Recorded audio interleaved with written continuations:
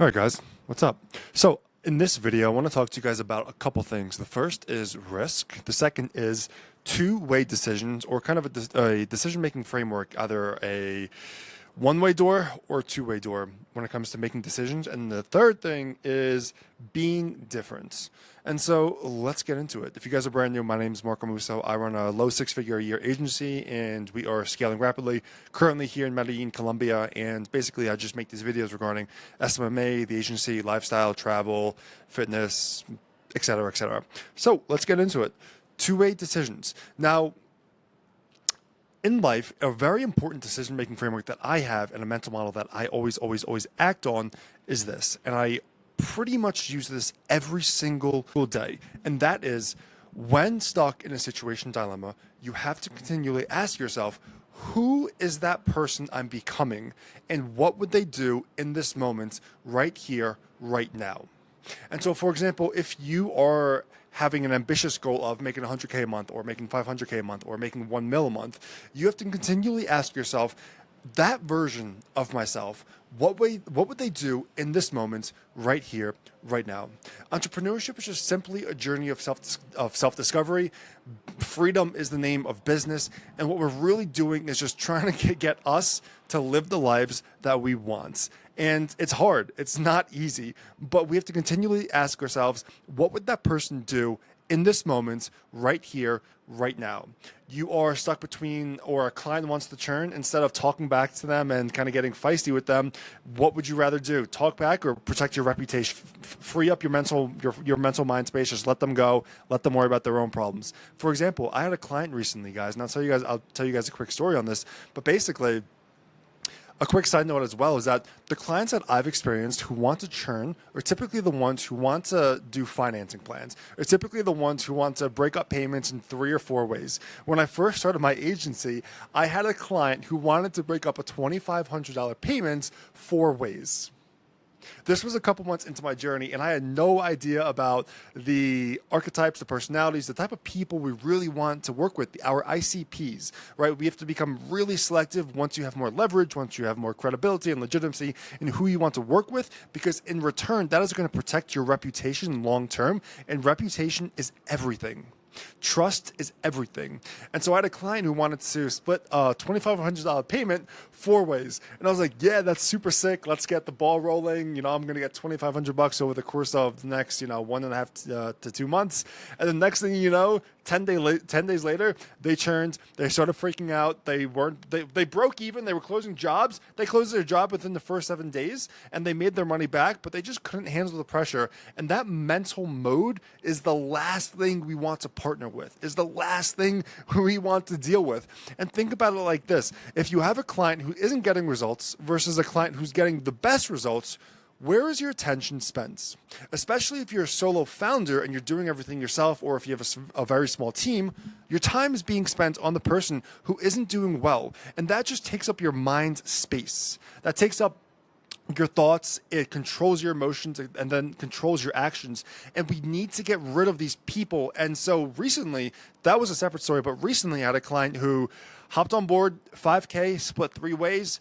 In my mind, I kind of knew that they had a limiting belief because they were super scared and super frugal minded when it came to spending money. In the back of my mind, I'm like, this could go either 1 of 2 ways. Fuck it, let's do it.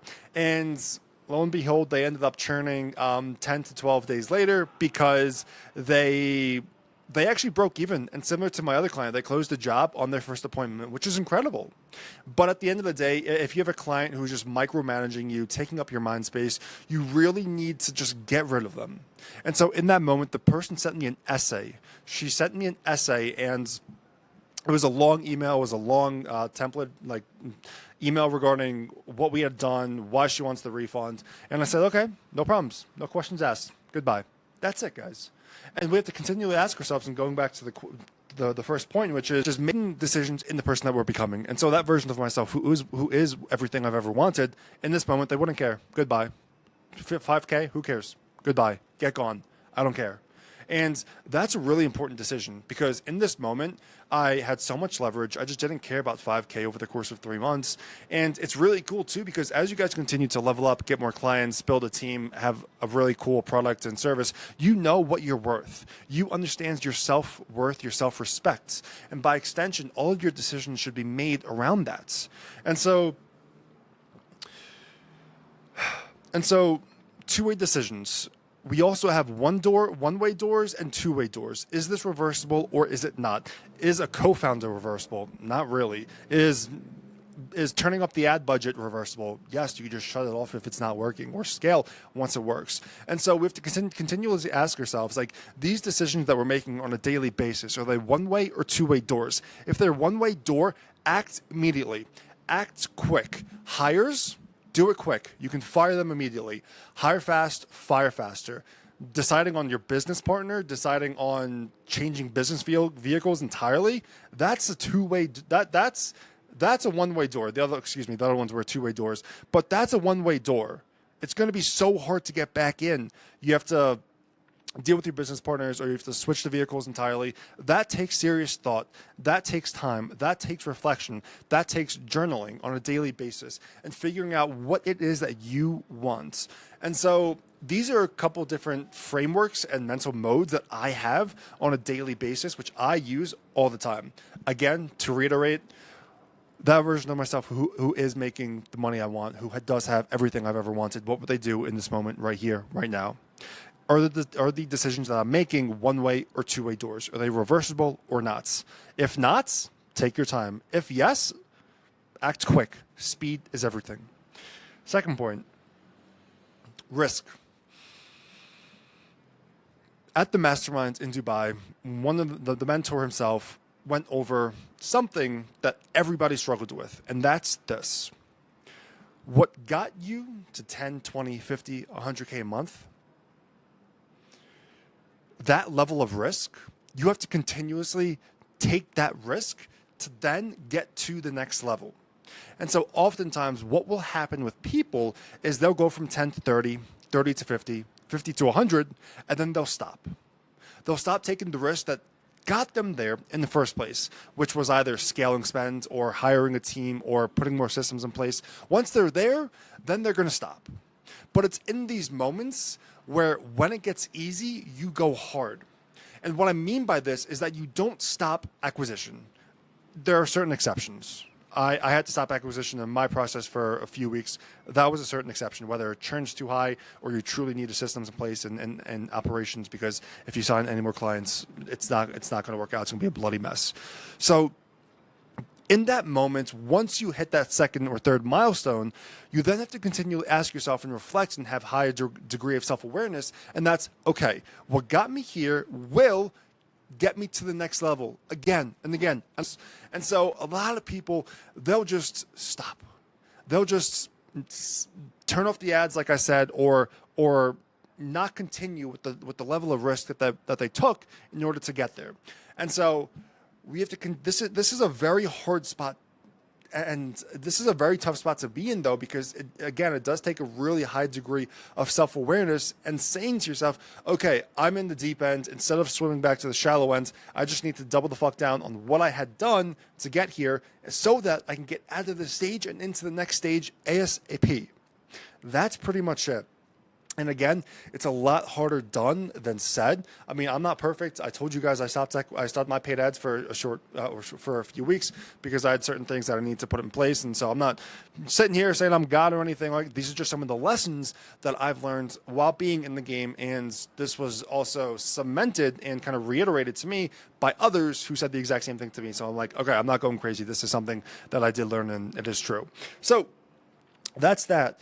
And then lastly, being different. As we know, the saying that we live by in marketing, being different is better than being better. And so a lot of my time recently has been reflecting on what everyone else is doing in my markets, competitor-wise, and just saying to myself, how can I be different? How can I change my offer compared to what everyone else is doing? How can I make my organic completely different than what everyone else is doing? Can I double down on YouTube longs? Can I, change the shorts and the way I do things. And again, just a lot of my time has just been dealing with the question of how can I make myself different? That's pretty much it, while also considering the long game as well.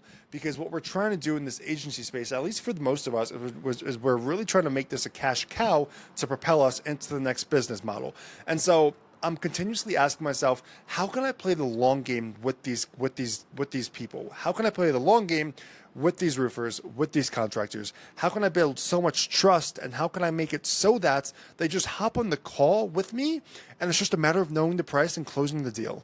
That's it. We all wish for the objectionless close. We all wish for the prospects who say, yes, send the invoice, or yeah, here are my card details. Are you ready? That's what we want. And so how can we make that possible? By being different on the front end, marketing and sales wise. Now, these are the questions that we have to be continuously asking ourselves. And how can we nurture them from them booking to time of appointment? SMS, emails, putting them in group chats, being more personal, reaching out to them multiple times. How can we be different throughout this entire process? How can I build a different company where I just sit back 5 to 10 hours, cash flowing, so that I can work on things that actually matter, like B2B sales and marketing, which is the highest leverage thing you should be working on if you are a founder, right? So how can we be different? And these are the really tough questions we have to ask ourselves and just reflect on. Reflect, learn new knowledge, read books, watch Hermose's YouTube videos or whoever else you look up to in this space. If you have mentors, watch all of their content and just figure out ways to make either your marketing different, or your offer different, or your products different, or the client relationship throughout the entire process to be different. These questions will make or break your agency, because there are two critical times in which a client says to themselves internally, will I buy from this person again? And that's A, from the moment they sign with you, and B, from the moment they sign with you until they get the thing, which is lead gen, of course, as to what we provide with an SMMA. And so I hope this video gives you guys clarities on mental modes, risk, that what took you to a certain goalpost is going to kind of take you to the next one. You just have to be highly aware in these moments and say to yourself, okay, I cannot swim back to the shallow ones. I cannot dial back my spend or whatever it is. It's time to ramp things up, hire more, so I can get out of this stage as soon as possible. That's that. Again, just putting the gas on the pedal as opposed to the brake. And then lastly, just contending with the question of how we can be different in every single area of the company compared to our competitors, because it's really about trust, long-term relations, and if your product is dialed, you have nothing to worry about. I'll see you guys.